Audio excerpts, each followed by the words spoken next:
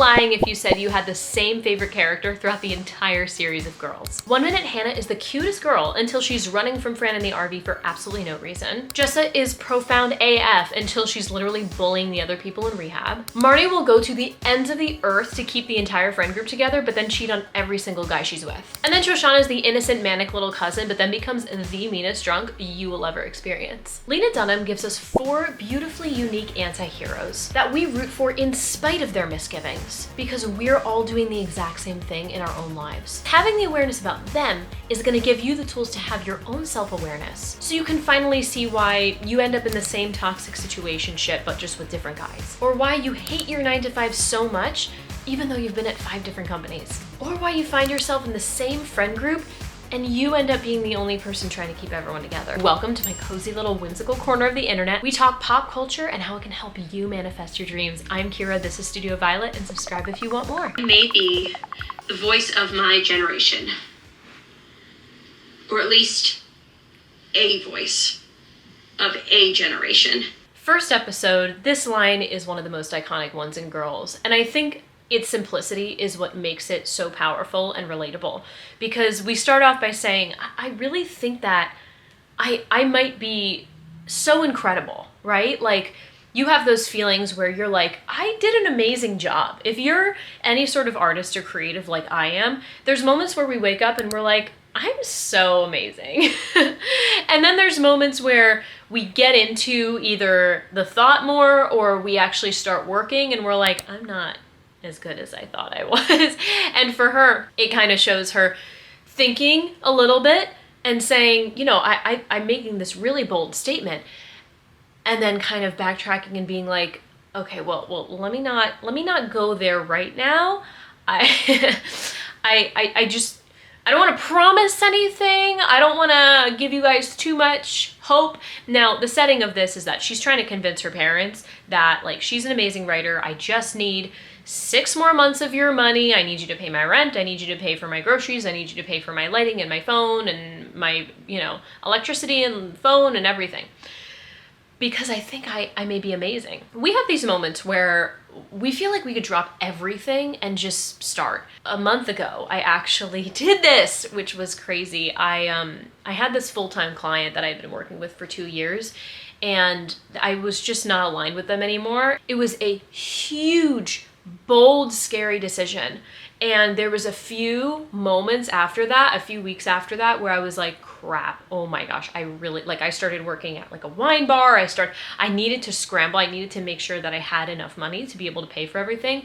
But after that, like, oh my gosh, everything exploded, like almost doubled because I took that risk. Now, Hannah's saying this to her parents, having a job, and she quit multiple jobs, right? Reflecting on how that might look like for you. How it's okay to kind of feel really, really confident about yourself in 1 second, and then being like, okay, well, I'm not that great another second, and having that self-awareness. You're what, 11 pounds overweight, you no struggle? I am 13 pounds overweight and it has been awful for me my whole life! Holy fucking shit! Oh my god. Okay, I knew it was her.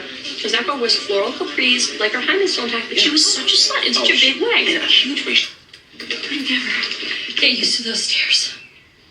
I had this story that I wanted to write, and suddenly it just seemed so trivial. The one about you not buying the Thin Mints from the Girl Scouts? It's not trivial, it's a triumph of will. Yeah, but then I bought them. That's the end, I bought them. Hannah has a lot of times talked about this idea of, my stories are really trivial. And I can very much see Lena in this. And this is something that happens with artists a lot, is we feel like our work is really trivial. When I was in college, I TA'd it was like an intro theater class. And so it was people who were not theater majors, but who needed to satisfy this one requirement for them to graduate. And so it was like 200 person, big lecture hall. And one of the first questions that the professor asked and had us collect is, are the arts important?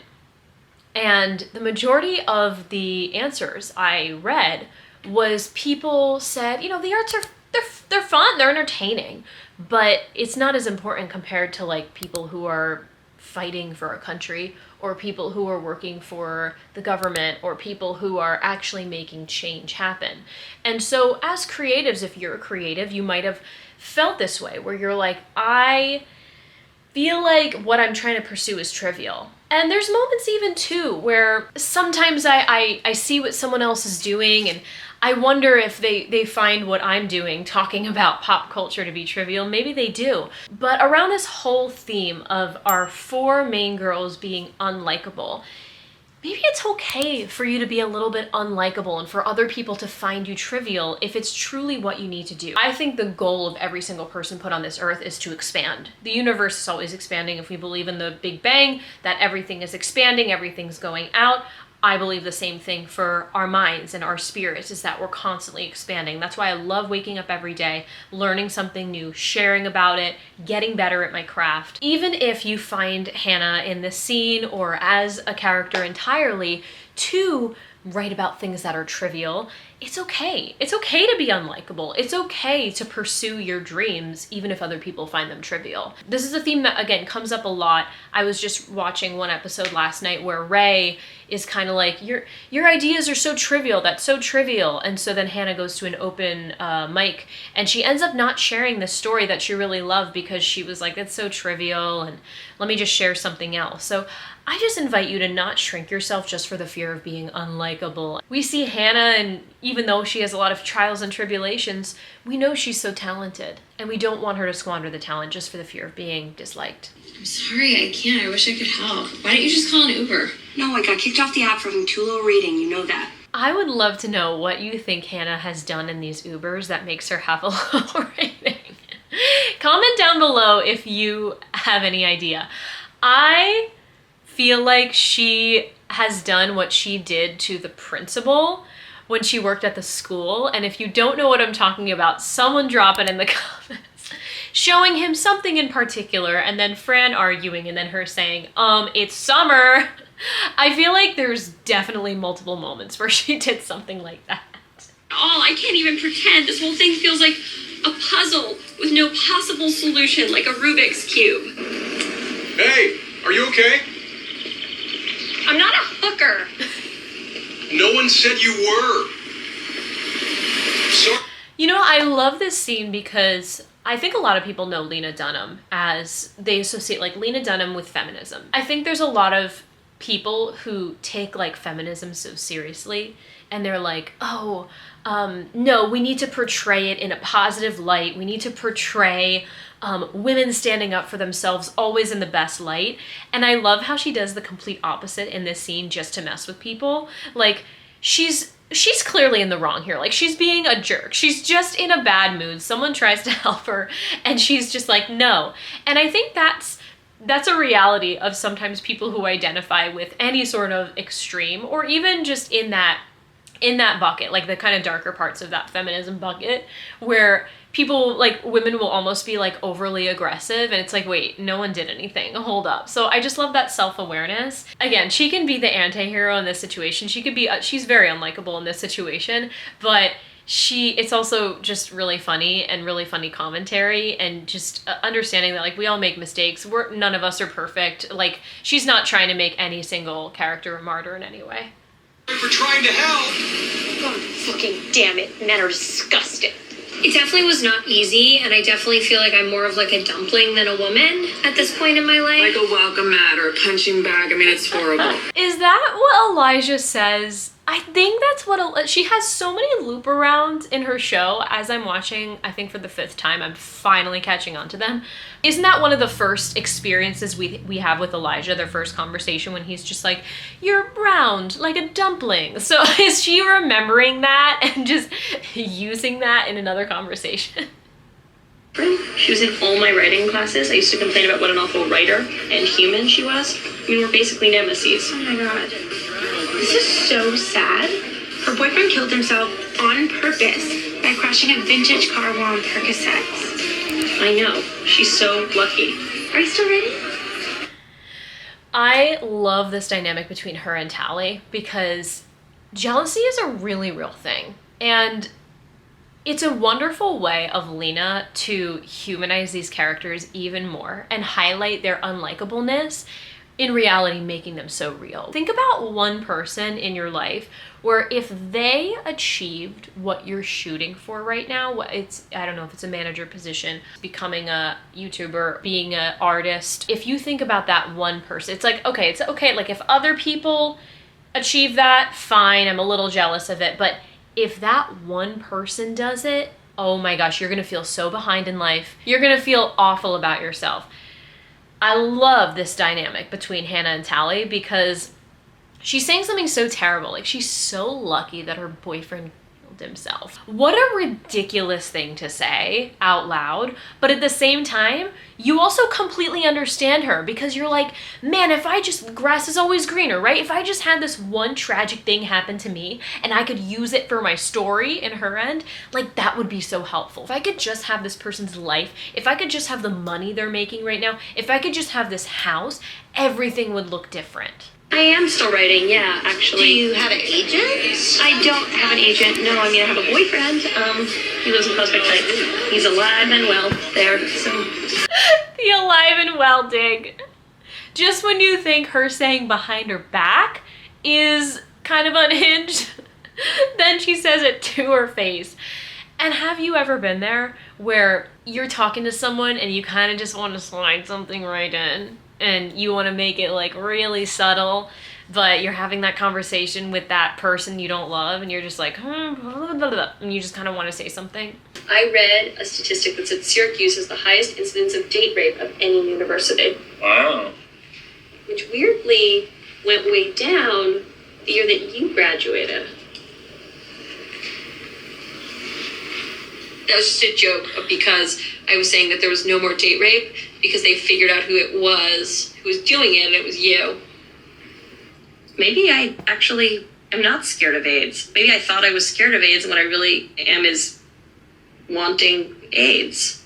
So that AIDS comment is very similar to the Tally comment before, where we find that Hannah, she almost like gaslights herself into thinking that something tragic happening to her will be great. First of all, for the story, because she's a writer.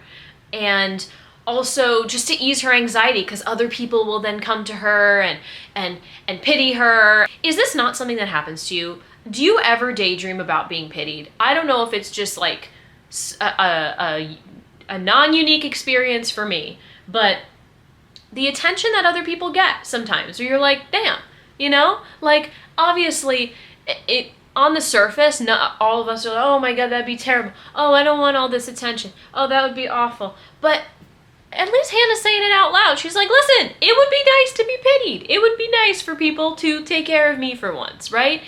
And as much as it's unlikable when we hear her say that, we'd be lying if we said we didn't think about that at least once. Where other people took care of us for a change, where other people looked at us and looked at how hard of a time we've been having and looked at how difficult our life is and just heard us for once. Sandy and I broke up, so that's over. Oh god, So that surprised. sucks. What happened? Your rights happened and your rights happened because I can't be with someone who's not an ally to gays and women. Thank you. Thanks. Another thing that's associated with, I think, like progressive people and feminists is virtue signaling and kind of saying like, look how good I am, look how much of an ally I am. And again, as much as I think Lena does speak about how she's an ally to a lot of people, she also turns it the complete other way with comments like this, where it's so obvious that she's just like, yeah, I can't be with, guys, look how good I am, look how good I am, I can't be with someone who's like that. Hannah's unlikableness largely is her showing off how amazing she is, being really clear about that with other people and saying like, look how much of an ally I am.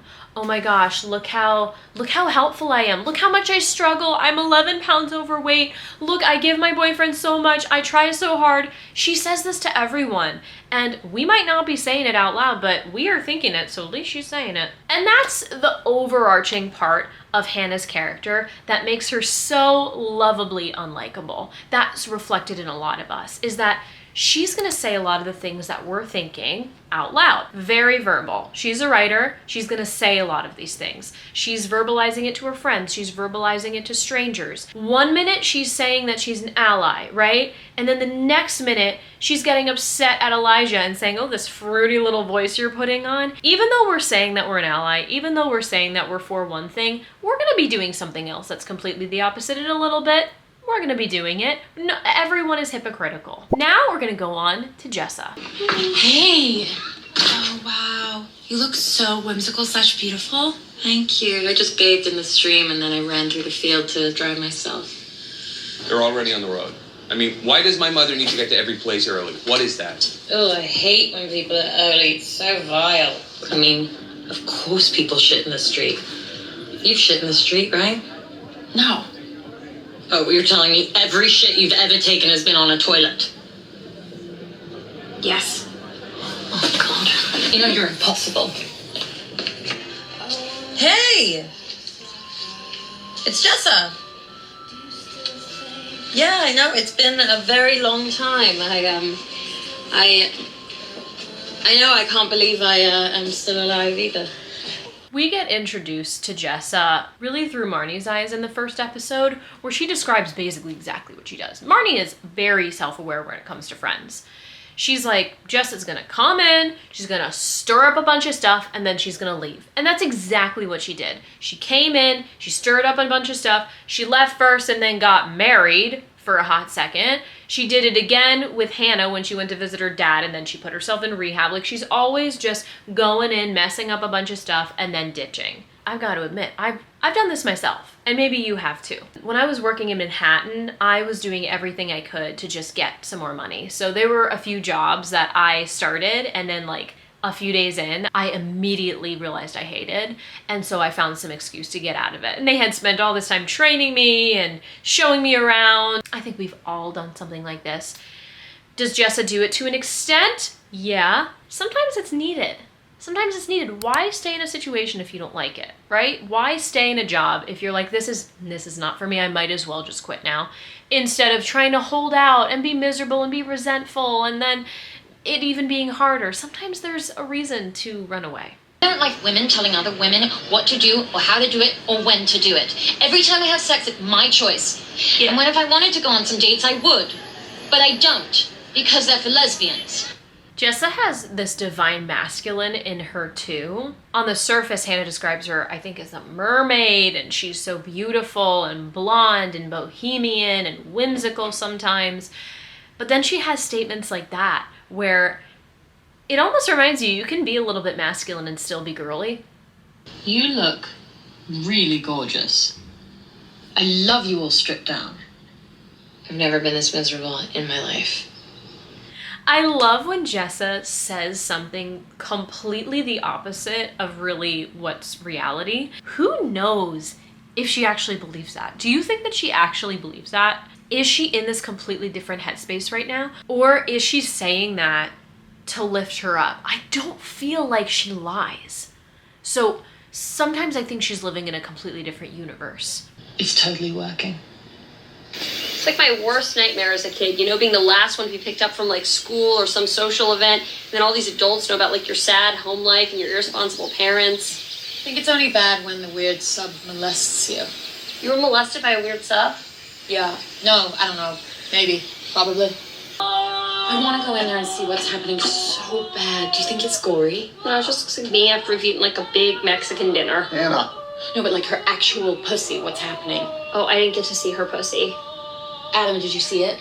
I didn't fucking look. It's my fucking sister. Adam, maybe you should look because it's your sister. When you think about like bottleneck traffic on the road, you're thinking about people who just want to see the gore. They just want to see what's going on. And I love how she's so shameless about that. She's like, did you see it? Is it, what is it like? I feel this way about certain things. I don't even want to get into it because there's things that are kind of dark that have been going on lately. I don't even want to talk about certain things that have been released, certain files that have been released, that my initial reaction when my fiance was like, you can't read any of that. It is awful. It's awful. And I'm like, now I want to read it. It's kind of the same reason why I think we all like true crime. is that we're like, no, I want to hear the details, as weird as that sounds. And we know that Jessa has a bunch of stuff going on, bunch of trauma, where on the surface she looks like she's easygoing and she'll go where the wind blows her, but she's actually really dark. What this part about having a job is? I'm a student. You have to be there every day, even on the days you don't feel like it. Do you not feel like it today? Today's fine. I just don't know how I'll feel tomorrow. I mean, we know Jessa can never have a full-time job. I could never have a full-time job. Maybe you can never have a full-time job, and that's okay. There's nothing wrong with knowing that you want to wake up and have every single day be different. As much as this doesn't end up looking really good on Jessa, where she goes into something for a little bit and then pops out of it, her unlikableness really shows there. There is a truth to it of, listen, if you don't like something, stop doing it. That is something that Jack Canfield had mentioned, author of Chicken Soup for the Soul books. His whole thing was like, if you don't like something, literally stop doing it. Like, he's like, I don't do things I don't want to do. I just don't. Just don't do things you don't want to do. There's a truth to that. It can go too far one way, it can go too far the other way. If we're stuck in something we hate, then we're just not following our dreams at all. If we do that for every single decision, we're being probably really unhelpful to people around us. There's a middle ground for sure. But maybe her unlikableness can give you that permission to remember that you can actually just stop doing something if you don't want to do it. Where's Jessa? Did she not even show? No, she just insists on sitting on the back of the bus for political reasons. I will text you the minute I recharge my phone. So good to meet you. You guys are the best. It's funny because Jessa will screw over her friends, right? But then she'll meet strangers on a bus and feel like she's known them for years and years and years. I remember freelancing for a particular company, and one of the things that had me leave my contract there was they would get shiny object syndrome. So when I wasn't freelancing for them and I was just offering some advice or saying, hey, this should be different, this should be different, they were all ears. They were so excited. They told their team, oh my gosh, Kira's gonna come in and she's gonna make everything amazing. And as soon as I was in the team, they completely ignored everything I said. They'd be like, what are you doing all day? Why are you so lazy? They would call me names, they would yell, and then there would be someone else, right? And they'd be like, well, this other person is saying that we should be doing it like this. And it drove me crazy. So I ended up leaving because of that. And it's one of the unlikable traits of Jessa, right? Now, I think we'd all be lying if we said we didn't have shiny object syndrome about something. If we're working at a company and we see another company, we're like, oh, there's no way it's not better there. We make this story in our head. In reality, it's probably this pattern that we're creating for ourselves where we're just gonna see the grass is always greener, we're gonna go over there, and then we're gonna find our own problems. It's a big theme around who Jessa is that she needs to get distracted by something else. And granted, she has a very strong ability to stop when she doesn't like something, but then she goes to this other thing and she creates her own problems there. She finds a problem, she creates her own problems there, blames it on something else, and goes to the next thing. This is something that we can take to heart if we feel a little bit stuck in something. We can assume a little bit of a Jessa persona and saying, let's just not do something that we don't like. Maybe then we can pull back a little bit. If we find that we're hopping from thing to thing to thing, we need to understand the common denominator is us. And how is it that we keep doing the same thing? We keep getting stuck in the same job. We keep getting stuck with these same friends. And how can we work to resolve it? Now, one of the characters that is working to resolve the friendship constantly is Marnie, whereas in her relationship, she's not so good at it. So let's see a little bit more of her unlikableness. About the aesthetic of the wedding. Okay. We're thinking Laurel Canyon classic, so does that mean anything to you? Like a Selena Gomez kind of thing? Nope, let me try that one more time. Let's do like a Ralph Lauren and Joni Mitchell. Artistic, but also with a nod to my cultural heritage, which is white Christian woman. White Christian woman, I think, shows that she doesn't really know who she is. We see this later in the seasons where I want to say she's trying to get her own place. She's moving out of Desi's place and she has a bunch of jewelry that her mom said was really priceless. It was like expensive jewelry that was passed down, and she brings it to this pawn shop and he's like, this is cheap.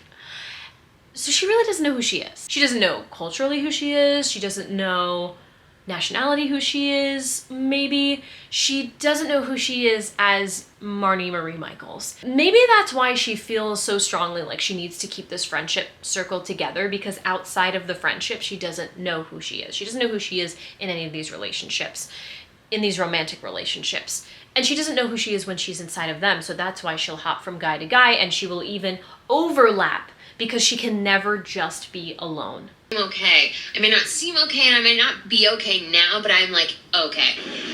What do Judy Garland and Lady Gaga have in common? They're both white? Yeah, you're working.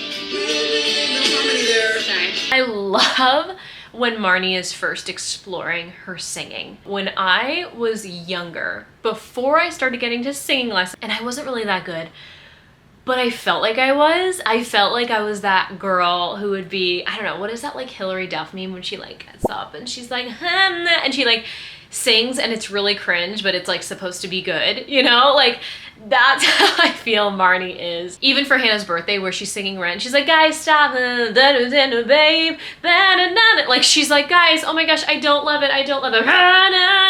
She wants people to hear her sing. So I'm feeling pretty left out right now. Marnie, are you saying you actually would have wanted to come? Oh my god, no, of course not. I just didn't want anyone to go. Okay, that makes sense. What is going on? You were looking at the girl in the yogurt place. I saw you were staring at her. She looked unwell. I was concerned about her. I was really worried. I was really scared. I know. Oh, stop it. Not that in public. Oh my god. I'm not staying down here. It's like I'm on student brewing. It's the best swimming conditions imaginable. I'm having the time of my life. Seriously. I can't go in open water unless I'm menstruating.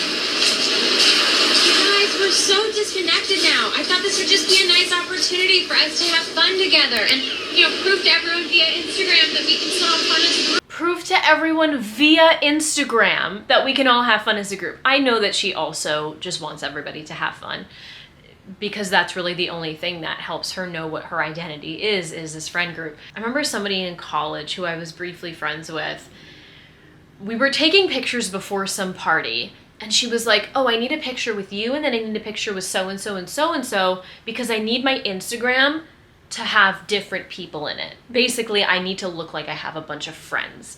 That was pretty much around the time that this show was airing. It was a reality where now I think of posting reels where I have a few different kind of content pillars, and I don't want to post too many in one because I don't want it to look too repetitive. I want it to look different, and I want people to go on the account and be like, oh, there's a bunch of stuff happening. That's a little bit more business oriented, but maybe not, who knows. Star, it's like 2:15, and I'm just calling to see where you are and how you're feeling, and seriously, hey, you're pregnant when you don't want to be, so you might want to come have your abortion now. Okay, thanks, bye. There is seriously nothing flakier in this world than not showing up to your own abortion. So you're dumping me. Are you fucking serious? You can't break up with me, right? I don't care about this. I wouldn't be eating pizza in front of you if I actually liked you. She's pretty awful to Ray. She's pretty awful to guys in general. She kind of says what a lot of us don't, where if we've ever been dumped or if we've ever even gotten let go from a job and you're like, no, I was gonna quit. No, you can't have this power over me. Marnie loves control. Marnie loves having control over other people. And I don't think it's in a self-serving way as much as it might sound like it is. I want to say in season 6 when she ends up helping Hannah when she has a baby and she's like, I'm the friend that stayed with you. I win. She wants to be the winner. She wants to be in control. She wants everyone in the friend group to do what she wants to do, eat at the time she wants to eat the things she wants to eat, like lots of control issues. And as somebody who's planning my wedding right now, I was just on the phone with my mom yesterday. I'm like, listen, I want to be involved in every single decision. And there's nothing wrong with that. We can see where it gets too extensive. I want to also give you permission. If you really want something, if you really want creative control over something, it's okay to ask for it. In certain scenarios, if it's your wedding, if people gave you that permission. When I got my engagement ring, designed, I made them a mood board. I said I wanted to feel like this, and I wanted to feel whimsical. I wanted to feel feminine. I wanted to feel ethereal. I wanted to have this. I wanted to be a shape like this. I gave a lot of creative control, and a lot of times that gives people a lot of direction. It would be really unhelpful if I'm like, just give me a ring. They would not know what to do. They'd be like, well, what do you like? What colors do you like? What shapes do you like? It's helpful to have a vision. It's helpful to want a little bit of control over something in the right doses, of course. I'm not aware of too many things. I know what I know, if you know what I mean.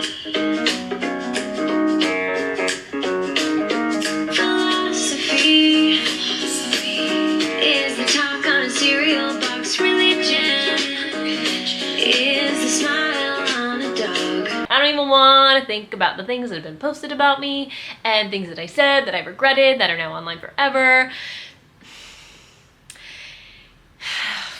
I don't have anything else to say about that. Obviously, this is just like a rough mix, so just keep that in mind. Oh, so this is how you guys really sound? Yeah. Oh, okay. I thought it was like badly mixed. Something. You're about to get to a good part. Oh, awesome. Yeah. When does it happen? It was just happening while you were talking. There's a lot of people that want to be singers because they love singing, and I think Marnie loves singing. I also think she really loves attention. And listen, I'm on a screen right now, I'm talking, I could hear the sound of my own voice for the entire day. Obviously, I have no place to talk here. And if you're on work meetings a lot, you probably also know that one person on your team who can just talk and talk and talk, and you're like, you're not needed, right? I think we have a lot of healing to do, and we have a lot of ways that we can do it. That's all I'm saying. Should we start the healing now in this horrifying wind tunnel? No, I was actually thinking the healing would take place at dinner, but after that we would do face masks and watch the Queens of Comedy, and then we could maybe write our wishes down on pieces of paper and then throw them into a bonfire so they come true. But for now, we have to go grocery shopping. Control. Like, I want to do face masks, and then I want to watch Women of Comedy, and then I want to do da-da-da-da-da-da-da. But you gotta give it to her. She has a vision. She doesn't always make the best decisions. What's tricky about her, she doesn't know what she wants. She doesn't know who she is. She has no idea. She's totally lost. But when she has a vision for how she wants a day to go, girl knows how to plan. Like, girl knows how to plan. Especially as, again, someone who's planning my wedding, there's people who are in my life who are like, I don't know how to plan. And I have to show them this is how you plan. You think about this first, and you think about this second. And I'm not even perfect at it either. Then I have to ask my MOH. I have to be like, hey, what would you do here? And she's even better at planning than I am. Marnie's unlikability is also a big part of her likability, just like with all of these characters. She is very controlling. She has a vision. She wants to win. She wants that vision to be carried out, but she also doesn't know who she is. That's almost her way of knowing who she is by channeling it into something else. I find myself doing this a lot. I'm very defined by myself as a performer, as an actor, as a singer, as a creator. Maybe you have these feelings as well where you feel you're like, I don't know who I am without this person. I don't know who I am without this craft, without my daughter, without this, right? Where we have a hard time detaching ourselves from something else. And then maybe our energy is exerted in a way that's not super helpful to us. Marnie has an amazing vision. And Shoshanna has so many visions that sometimes it's just hard to even keep up with what she's saying. Walking American Apparel ad, and I don't even know it. Too late for you there, poor baby. Have you got any cocaine? No, I don't do cocaine. But you're clearly on cocaine. Oh no, everybody thinks that, but I just have a really chronic congestion or a terribly fast mouth. It's everyone and their mother has had sex except for me. No, sex is really, really overrated. What? It is. I mean, you've given a blowjob, right? Yes. Yeah, so... No. Really? Yes. I've not. You haven't? You're not serious. I mean, that's not being on Facebook. I'm not on Facebook. You're so fucking classy. You're like Bella Swan from Twilight, and I'm like her weird friend who doesn't understand how fabulous her life is because my boyfriend won't spend $4 on tacos.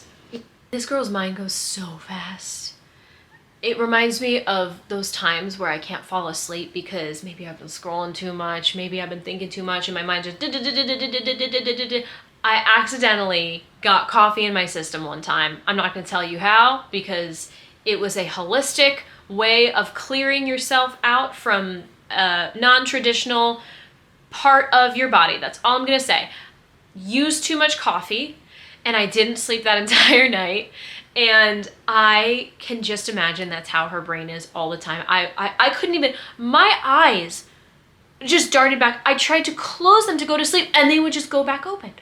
I cannot even imagine what this girl's brain is going through constantly, especially as the little sister of the bunch. Now, if you saw my first video about girls specifically showcasing how unhinged they are, which is linked right here, you'll remember that I highlighted how Shoshanna is the youngest of the group. And if you've ever been the youngest in a group, whether you're the youngest sibling or you were in a camp and you were the youngest one, or somehow you were in a friend group, you're a freshman, you were friends with seniors in high school or in college, you know that there is this role that you take on where when you're with them, you feel like such a loser because you're just like, oh my God, I have no idea what you guys are talking about. What is this? What is that? Whoa, you're so cool. Oh my God, everything they do is so cool. And then when you talk with other people about them, you're like, oh yeah, my friend is 25 and she is a writer and this other one is a traveler, and you sound so cool to your other friends, but when you're there, you feel so uncool. She's learning things at lightning speed. It felt like she was the one that developed the fastest, because even though her brain is moving so fast, she's questioning everything. You can only imagine how fast she talks. Think about how fast she's thinking, how much she's processing every mistake that Hannah makes, and Marnie, and Jessa, and relating it back to herself and thinking, how do I learn from this? How do I not let this happen? It also reminds me of like my own philosophy of I always want to be like the dumbest one in the room. I always want to be the least talented person in the room. I want everybody else to be the most talented, so I'm challenged. Now, I don't necessarily think I can compare the talent of any four of these characters, but what I can say is because she's the youngest, she's seeing these older girls making mistakes that she is now processing at a lightning speed to make sure she doesn't make them. Yeah, it's a thing. It's like happening on a nice level, on like a fancy nice level. Who goes to get tacos on a date? I was under the impression when Aunt Eileen told me about the first time a boy's gonna take you on a date, it's like, why would there not, like, there should be mood lighting. Okay, now you sound like one of those guys who thinks a woman should never be president because her menstruation will cloud her judgment. But they shouldn't. You'd be president because it could, their judgment. I am so curious where she got this point of view. Sometimes she just throws things out there that you're just like, what? Did you like hear one influencer say this and then that's what you think? Or I don't know. I'm curious. Like if Hannah asked her for a follow-up, what would she say? Like, oh, Shoshanna, where did you hear that? Oh, Jessa told me that blah, blah, blah, blah. Maybe she heard it from Jessa. Who knows? Aunt Mel and Uncle Mel say hi. Both of my parents are named Mel. It's the worst thing that ever happened to me. And it was like the first thing that ever happened to me. Okay, when you just send me a text full of emojis, it is so easy to dismiss you. What is wrong with emojis? A panda next to a gun, next to a wrapped gift? It makes no sense. You make no sense! I love you so much. Like, to the ends of the world and back so much. But sometimes I love you the way that, like, I feel sorry for a monkey. Like, they need so much help and they're in such an ugly cage. You know what I mean? She's showing a 30-something-year-old, and she's, what, 22, 23? She's showing a 30-something-year-old that he needs to make more of his life.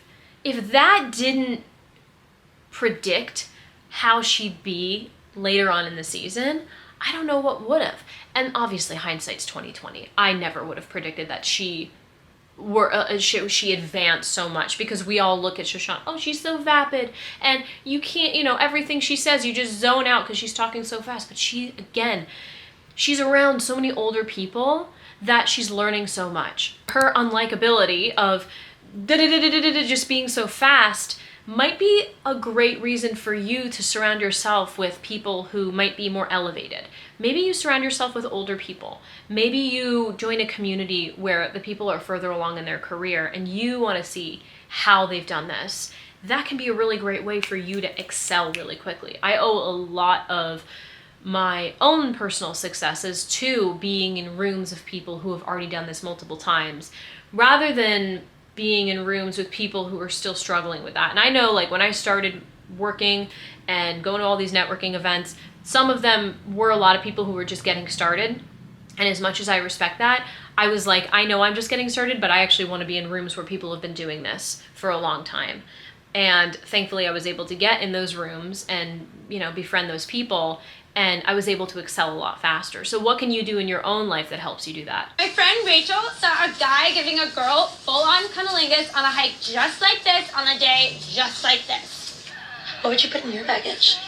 I don't know. I feel like, so like for me, I think that my littlest baggage would probably be my IBS. And my medium baggage would be that I truly don't love my grandmother. Like, you don't love her at all? He's a junkie. How do you know he's a junkie? I asked him. I mean, we were talking once by the mailboxes. Oh, yeah, totally. No, all the junkies in my building totally hang out by the mailboxes.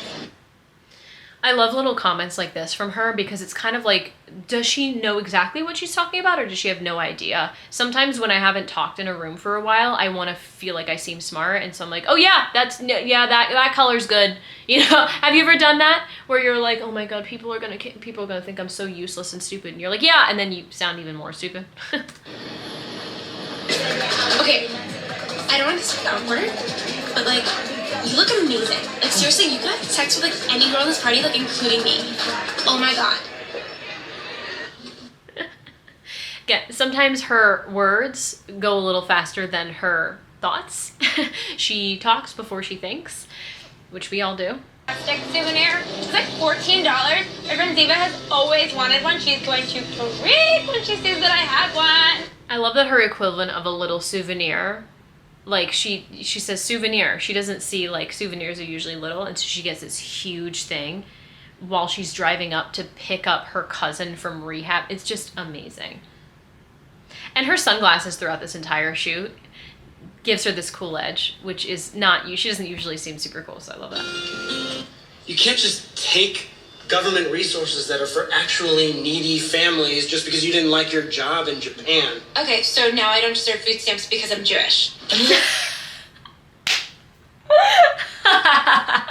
And her drawing of conclusions, even though what she says seems vapid, you can see, like, what's moving, and she's, okay, because you said A and B, it means C. And it, like, makes no sense, but you're also like, it kind of does make sense, like... When people say you can't run away from your problems, well, I moved away from mine, and it worked, so people are so wrong so much of the time. And she's also self-aware that she had problems back in New York City. Maybe she's talking about problems with friends, too, along with men, the guy that she was dating. But she at least has awareness. As much as she's basically saying, like, moving away from your problems is helpful, like, that's, you know, blanket statement, doesn't necessarily work all the time. You still see that she's connecting the dots because she's expanding herself. She is friends with older people. She goes to Japan to work. She dates older men. Like, this girl is learning so much, and then her circumstances exponentially expand by season 6, whereas you kind of see the other girls in the same spot, relatively. Maybe they've advanced a little bit, but it's because her brain goes so fast. The phenomenon of all 4 of these unlikable women just give us permission to know that, first of all, we're gonna be unlikable to someone, whether we like it or not, and 2, why don't we use that unlikability to help us expand, do what we love, follow our dreams, and just follow that universal need for expansion. As long as our intentions are good, maybe we can be okay with being in some people's burn books. If you love content like this, go ahead and hit subscribe for more. I can't wait to share more with you. Thank you so much for hanging out. See you next time. Bye.